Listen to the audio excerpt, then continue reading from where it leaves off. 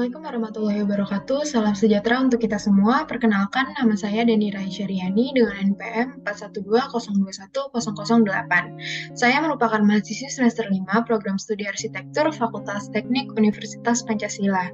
Pada mata kuliah Studio Perancangan Arsitektur 4 ini, saya dibimbing oleh Bapak Edi Prasetya, kelas G. Perancangan kali ini mempelajari tentang bangunan bentang lebar dan bangunan bertingkat sedang, di mana saya merancang bangunan art center dan kafe.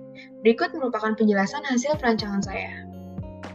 Pada kesempatan kali ini, saya akan menjelaskan tentang rancangan saya di Studio Perancangan Arsitektur 4 dengan fungsi bangunan art center dan kafe. Tempat yang saya pilih berada di Kota Bandung. Kota Bandung sendiri memiliki luas total sebesar 167,31 km². Ketinggiannya berada pada ketinggian 768 meter, dengan populasi total 2.581.260 jiwa, dengan kepadatan 15.051 km². Kota Bandung sendiri memiliki KDB 40% dan KDH 52%. Bandung adalah ibu kota Provinsi Jawa Barat, Indonesia, serta menjadi kota terbesar ketiga di Indonesia setelah Jakarta dan Surabaya. Secara kepadatan, kota ini merupakan kota terpadat kedua di Indonesia setelah Jakarta. Dan Bandung merupakan kota terbesar di wilayah Pulau Jawa bagian selatan. Di bawahnya terdapat data iklim di mana suhu di Bandung mencapai rata-rata 18,45 Celcius sampai 28,18 Celcius dengan kelembapan mencapai 79,2% dan curah hujan mencapai 155. Arsitektur di Kota Bandung sendiri itu memiliki gaya arsitektur banyak dipengaruhi oleh arsitektur kolonial bekas penjajahan Belanda. Banyaknya karya arsitektur kolonial Bandung adalah akibat kebijakan Gubernur Jenderal yang ingin memindahkan ibu kota Hindia Belanda dari Batavia ke Bandung karena lebih nyaman untuk ditinggali. Gaya arsitektur Indo-Eropa pun muncul berkat banyaknya arsitek dari Belanda yang mendesain tata kota Bandung. Site yang saya pilih untuk membangun art center dan cafe ini berada di Jalan Pahlawan nomor 70, Negasari, Kecamatan Cibelenyi Kaler, Kota Bandung, Jawa Barat. Alasan saya memilih site ini karena berdekatan dengan sekolah dan universitas, berada di kawasan yang mudah dilewati dan ramai, lokasi site sangat strategis, berada pada jalan besar dan mudah digapai. Luas lokasi yang saya dapat ini merupakan 15.000 meter persegi atau 1,5 hektar dengan KDB 40% yang merupakan 6.000 dari luasan site dan KDH 52% yang merupakan 7.800 dari luas site. Ya, karena bangunan yang saya pilih juga merupakan green architecture, maka di sini ada prinsip green architecture yang merupakan pembangunan yang berkelanjutan, pelestarian air, peningkatan efisiensi energi, bahan bangunan yang terbarukan, kualitas lingkungan dan ruangannya yang kita.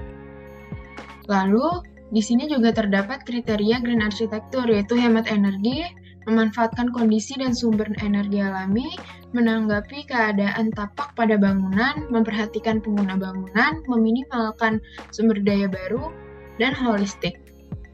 Karena fungsi bangunan saya di sini merupakan pusat seni dan kafe, maka di sini saya dapat menjelaskan studi literatur yang menjelaskan bahwa kita semua membutuhkan sebuah pusat seni di Indonesia agar seni tetap dapat dilestarikan di kemudian hari dan tidak tenggelam oleh arus globalisasi di Indonesia.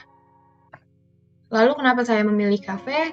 Karena di sini kafe itu memiliki banyak fungsi, di mana kita dapat bercengkrama, mendengarkan musik, mendapatkan ide, lebih produktif, lebih semangat, dan menginspirasi kita semua. Di sini terdapat studi preseden tentang tema green architecture yang merupakan bangunan hemat energi dengan memanfaatkan alam yang ada di sekitarnya. Bangunan green architecture biasanya memiliki banyak kaca yang lebar yang dapat memaksimalkan cahaya alami masuk ke dalam bangunan tersebut. Juga terdapat banyak tanaman hijau yang selain menjadi hiasan yang membuat mata segar saat melihatnya, namun juga dapat menjadi area resapan saat adanya hujan. Lalu, terdapat studi preseden tentang pusat seni, di mana pusat seni biasanya memiliki banyaknya ruangan yang dapat digunakan untuk area pembelajaran yang berbeda. Juga terdapat hall yang besar digunakan sebagai pameran, memiliki kapasitas hingga 2.000 pengunjung. Pusat seni juga menjadi area kumpul orang yang memiliki hobi yang sama sehingga dapat meningkatkan dan melatih minat bakat masing-masing. Lalu, di sini juga terdapat studi presiden tentang kafe, di mana selain sebagai tempat hiburan, kafe juga memiliki manfaat lain yang bisa kita dapat saat mengunjunginya, terutama saat kita tengah mengerjakan suatu tugas maupun pekerjaan.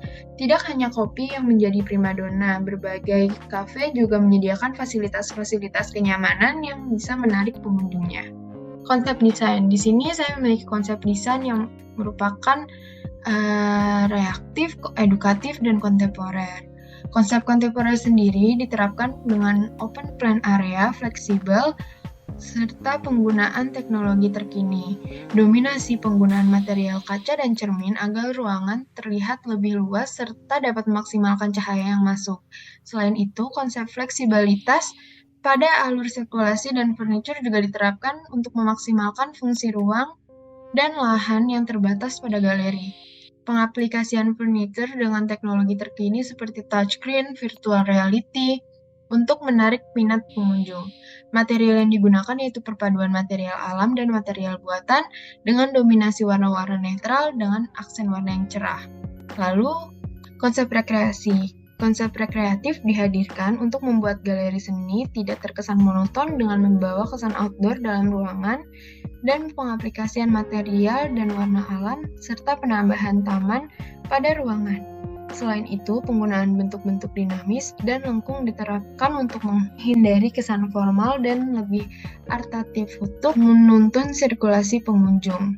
Lalu konsep edukatif, pengaplikasian konsep edukatif melalui panel-panel yang berisi informasi tulisan pada dinding bertuliskan "Did you know?"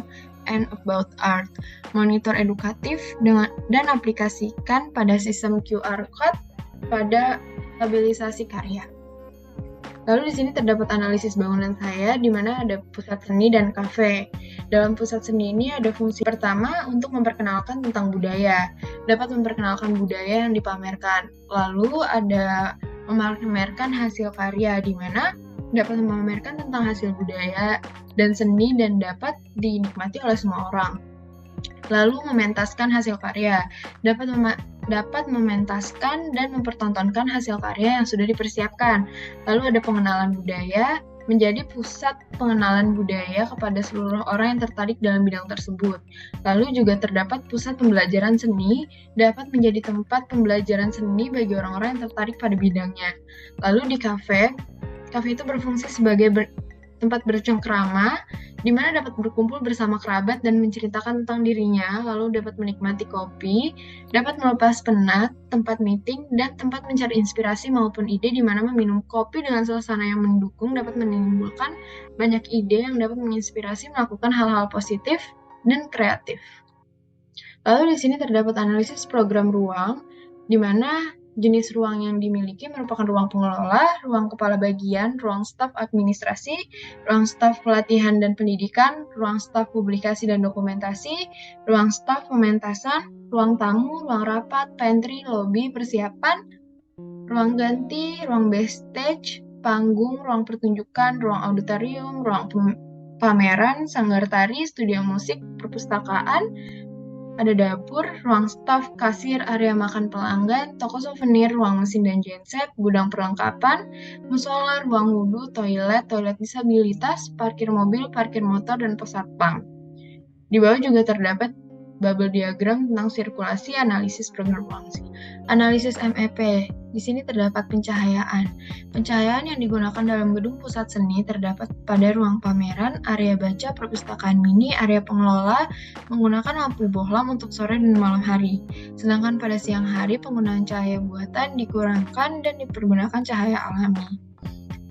Lalu pencahayaan di dalam ruang pertunjukan, auditorium, menggunakan cahaya buatan yang menyorot ke arah panggung sehingga pengunjung dapat dengan puas menyaksikan pertunjukan yang sedang ditampilkan.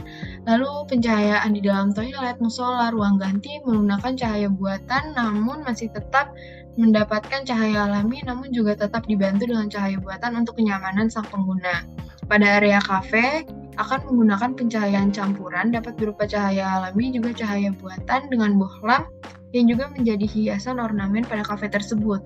Lalu untuk penghawaan di seluruh bangunan menggunakan AC sentral untuk kenyamanan semua pengguna bangunan tersebut. Untuk sistem saat kebakaran, di seluruh bangunan terdapat saluran air yang bekerja apabila terdeteksi atap untuk kebakaran. Untuk kebakaran kecil dengan konsep ketidaksengajaan menggunakan apar yang terletak di setiap ruangan dalam bangunan. Pada bagian luar saat kebakaran tetap terdapat hidran di beberapa titik. Lalu sistem keamanan di seluruh bangunan terdapat CCTV yang tersambung langsung pada perangkat keamanan pengelola, sehingga jika terjadi hal-hal yang tidak diinginkan dapat dengan cepat ditangani. Lalu lift dan eskalator di beberapa titik bangunan terdapat fasilitas lift dan eskalator yang berguna untuk mempermudah dan mempersingkat pengguna untuk mencapai ruangan yang mereka tuju.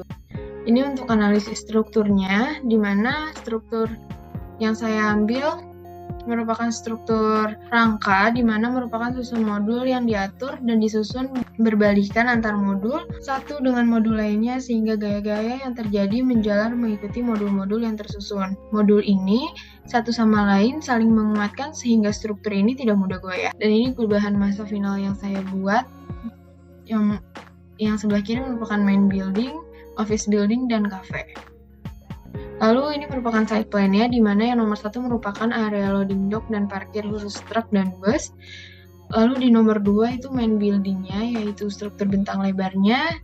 Lalu nomor 3 terdapat cafe, nomor 4 office building, nomor 5 area parkir, nomor 6 taman dan pedestrian. Lalu ini terdapat zona bangunan pertunjukan di lantai 1, di mana di bagian depan terdapat teras. Lalu ada teater area, ada lobby, toilet, dan lift. Lalu ini denah pertunjukan lantai 2-nya, di mana ada teater area, lobby, teras, dan lift. Lalu ini lantai 3, di mana ada auditorium, lobby, toilet, dan lift. Lalu ini tampak depannya dan tampak kanan. Ini tampak belakang dan tampak kiri. Lalu ini ada potongan AA dan potongan BB, di mana bangunan pertunjukan ini merupakan bangunan bentang lebar itu sendiri.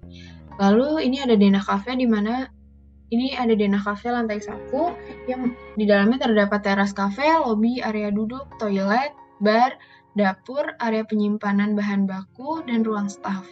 Lalu ini terdapat denah cafe lantai 2 yang di dalamnya terdapat area balkon, area duduk, toilet, ruang penyimpanan, area balkon, dan penghubung bangunan. Lalu ini ada tampak depan dan tampak kanannya, ini ada tampak belakang dan tampak kiri, dan ini juga terdapat potongan AA dan potongan BB.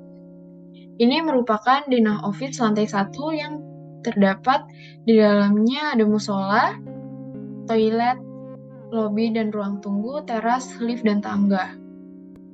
Ini denah office lantai 2, terdapat area balkon yang penghubung antara gedung office dan gedung kafe, ada ruang penyimpanan, ruang tari, ruang teater, ruang musik, lift, tangga, dan area balkon dan toilet. Lalu ini denah office lantai 3, di dalamnya terdapat area lukis, area mematung, ruang fotografi, area balkon, toilet, lift, dan tangga. Lalu ini ada denah office lantai 4, di dalamnya terdapat ruang staf pengajar, ruang meeting, lobby, toilet, dan area balkon.